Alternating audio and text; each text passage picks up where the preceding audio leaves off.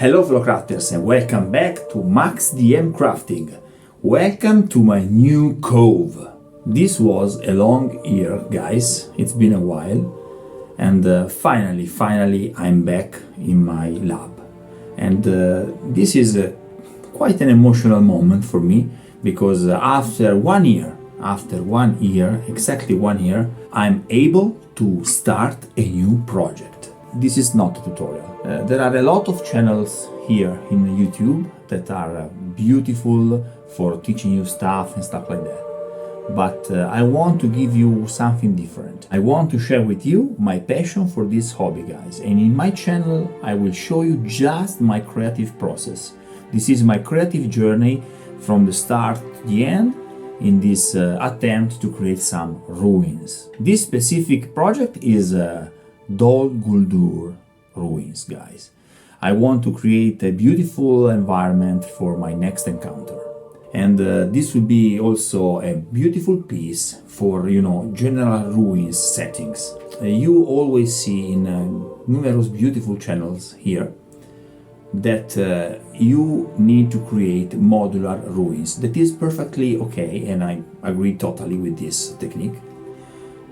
But often when you create modular pieces, you make them very anonymous, very, they don't have a, that special touch that you need for make your table very unique.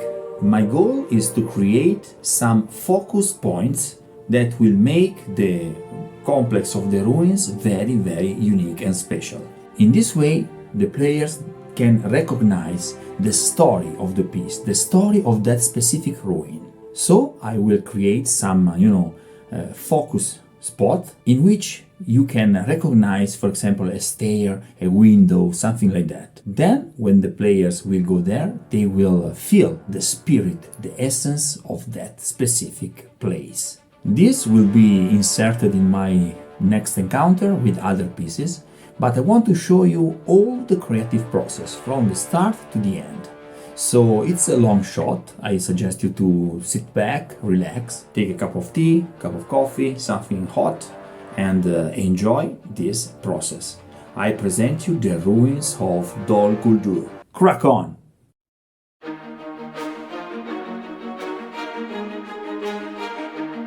Sometimes a piece like this is unnecessary, but it can be useful to ignite the spark of inspiration.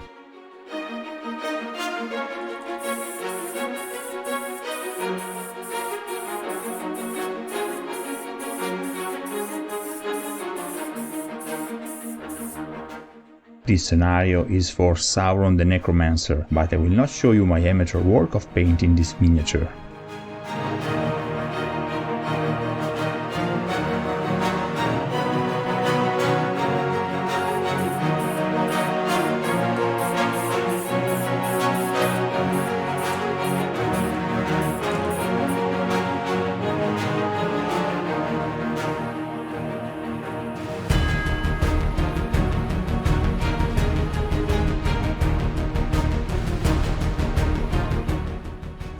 I started with the material I had on hand. In the beginning I was short of XPS foam, so I thought of using simple polystyrene and clay that dries in the air, and dry clay.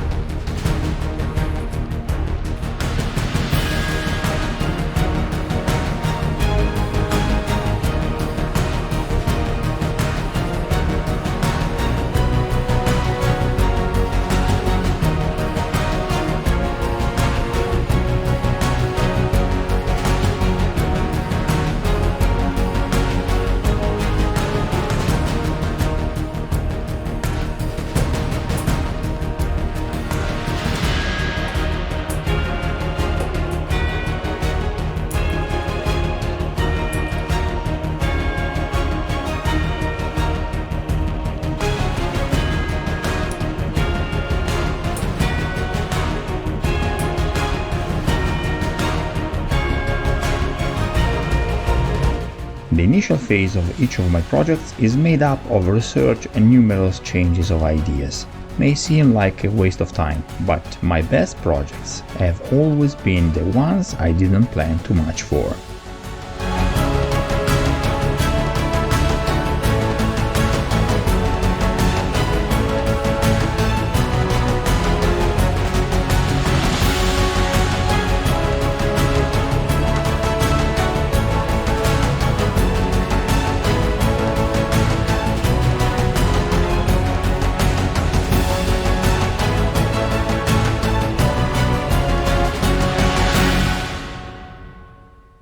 One thing is of paramount importance to me though. There is a moment, a very specific and special instant, in which I understand that what I'm creating with my hands begins to have its own identity.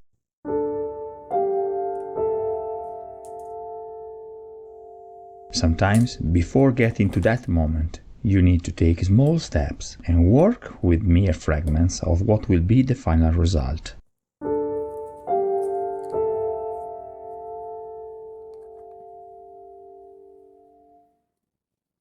It takes patience until the soul of the diorama decides to enter what I'm creating.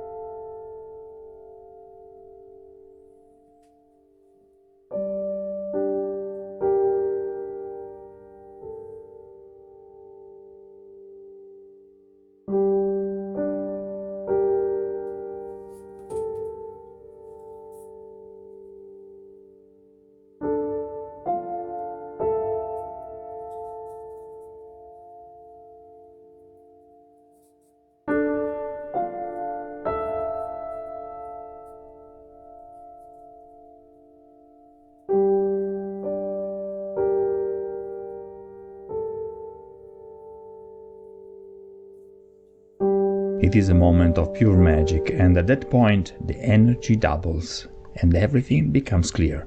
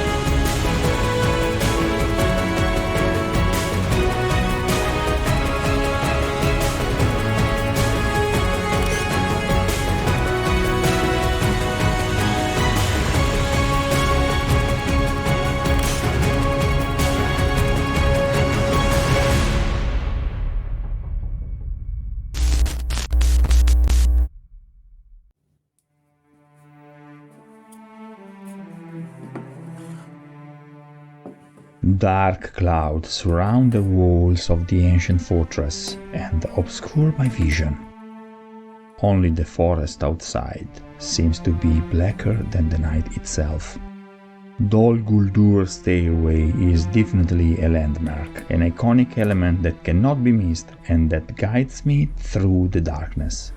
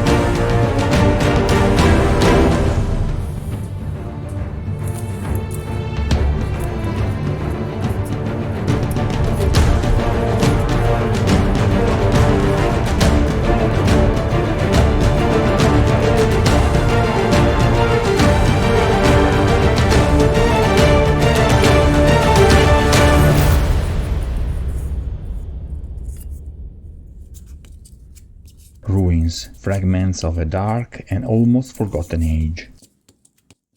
Putting yourself to work to bring these memories to light has the ancestral flavor of ancient hearts of a dark past.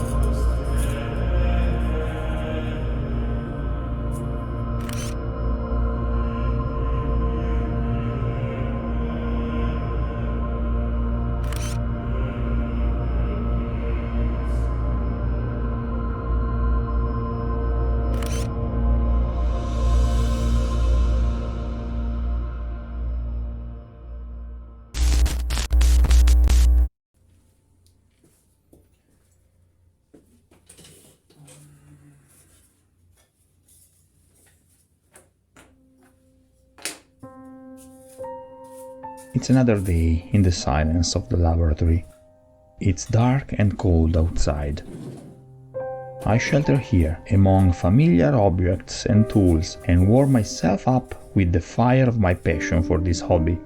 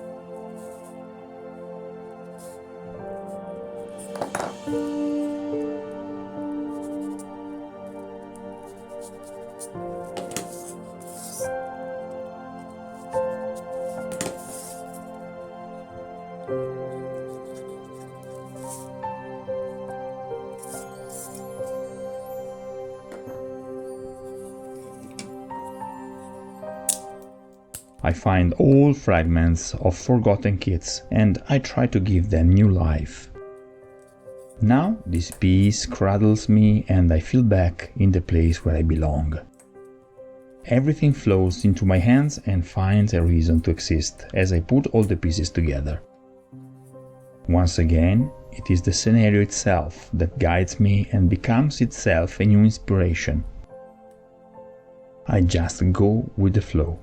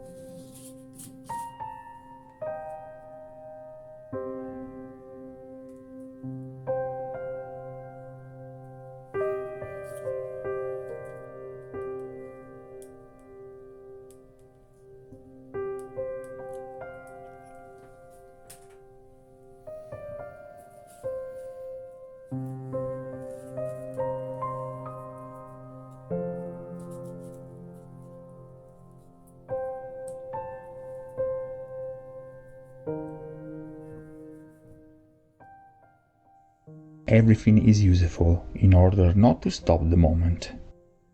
I use jigs, I combine pieces of my creation with antique objects. A memorable start.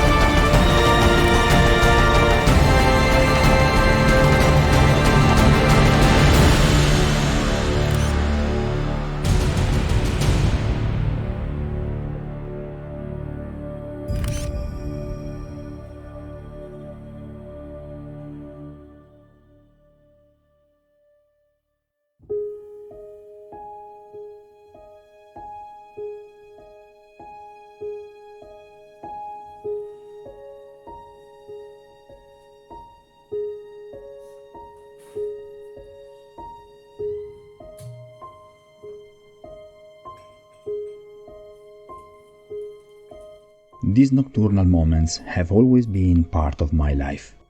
Loneliness after a whole day of frenzy and stress, noise, work, when everyone is sleeping. This moment always arrives. Sometimes it can still be filled with worries and anxiety about unresolved issues. Sometimes it's more serene. But learning to manage this moment of solitude allows me to put my focus back, to find my lost line, to relax.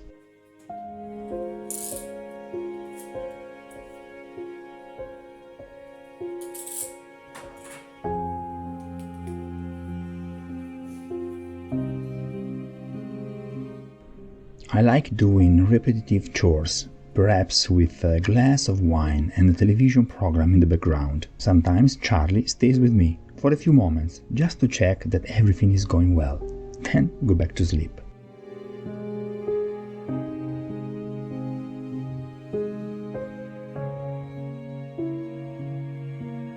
These wall fragments will be of great help to me in completing the structural part of the ruins. The technique is always the same. After having engraved them with the pen, I proceed to press some bricks on one side and to completely extract the others. Once the sculpting stage is complete, I go through a rolled aluminum foil to get the desired texture.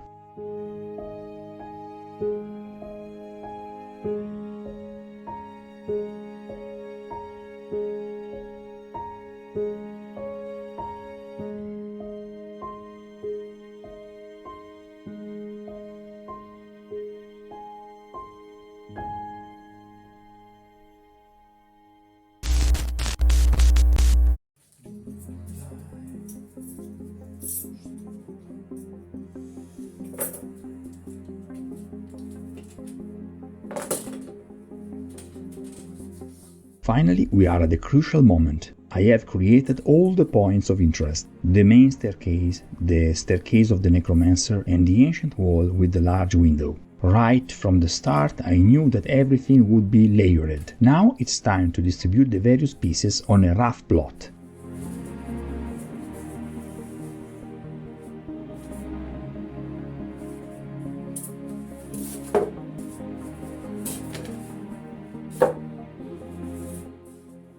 This sometimes also means breaking or modifying the pieces created. The goal is to put everything together in an harmonious way, so that both playability and aesthetics are completely satisfied.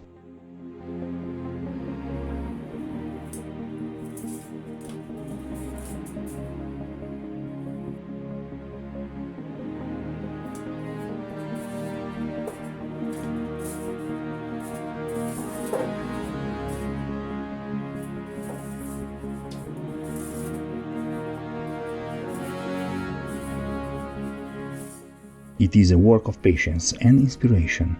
Everything must flow naturally and without fear of making mistakes. Each step takes me to the next stage.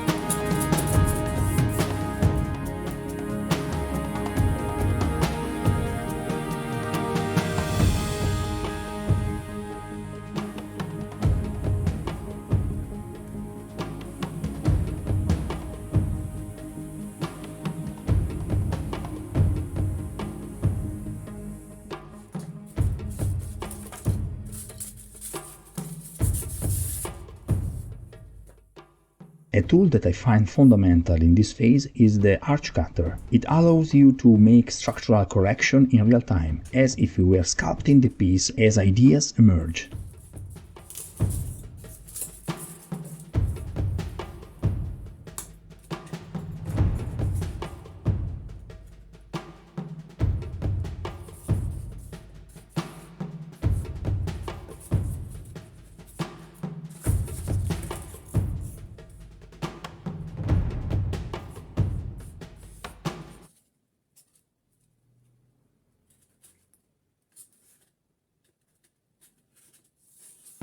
Some pieces are assembled with PVA glue. It allows us to move and modify the piece thanks to the prolonged drying time. I use hot glue as a fixed point every time I find a well-defined element.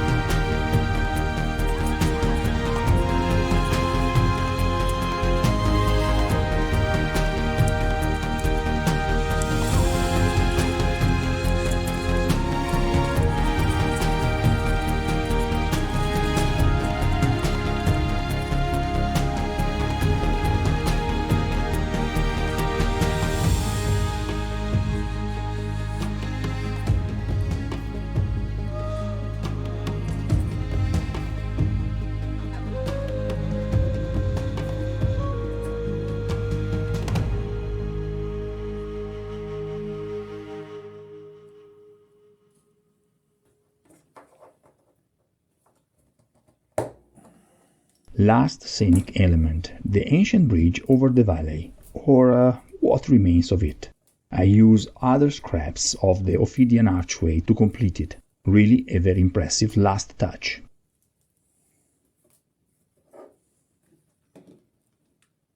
I am satisfied with the final shape. All the polystyrene support part will now be transformed thanks to the sculpt mold and other XPS foam. Now we can indulge ourselves with the details and the final phase. Crack on!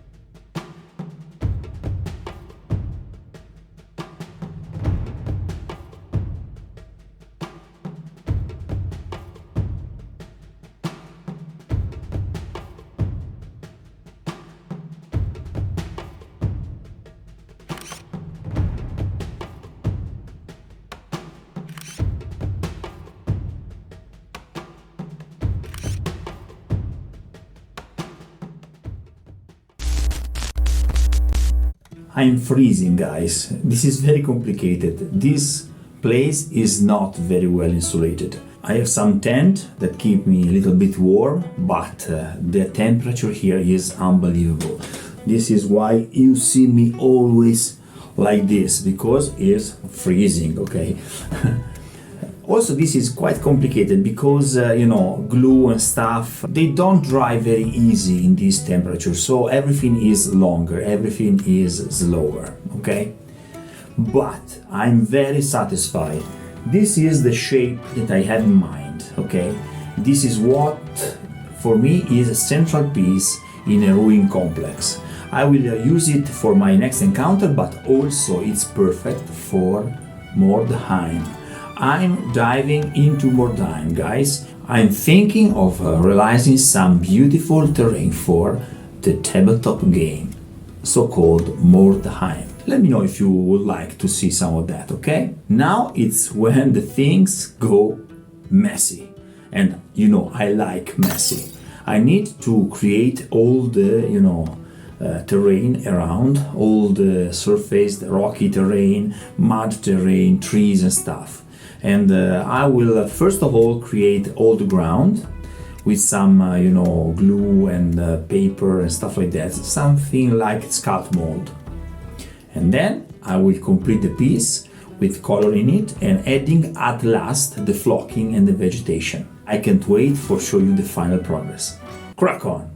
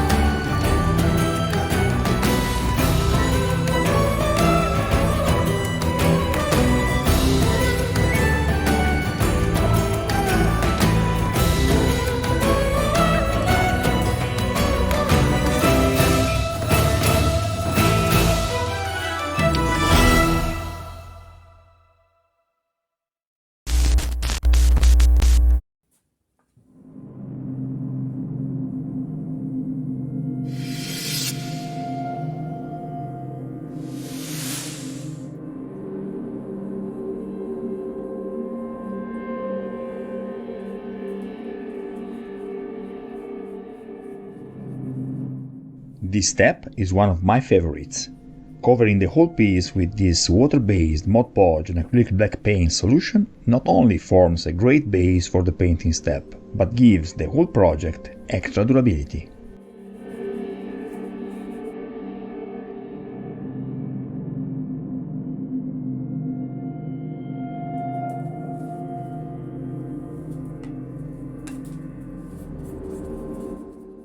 The most important point, however, is that from this point on, it is no longer a question of a set of pieces. Everything comes together, each part finds a common identity, and the whole begins to be a little closer to the idea we have in mind.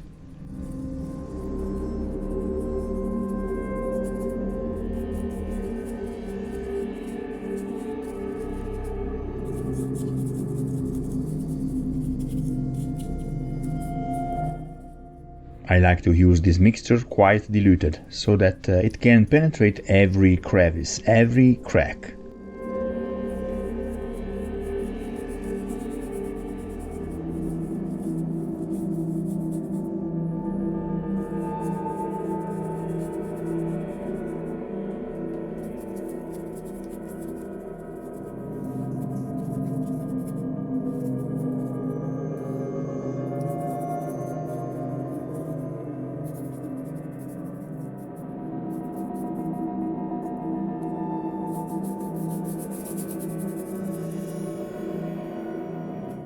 In works like this, in which the materials have a very similar color, tending towards white, a more diluted coat of primer maintains a certain difference in tones, once again facilitating the painting phase. Again, drying time.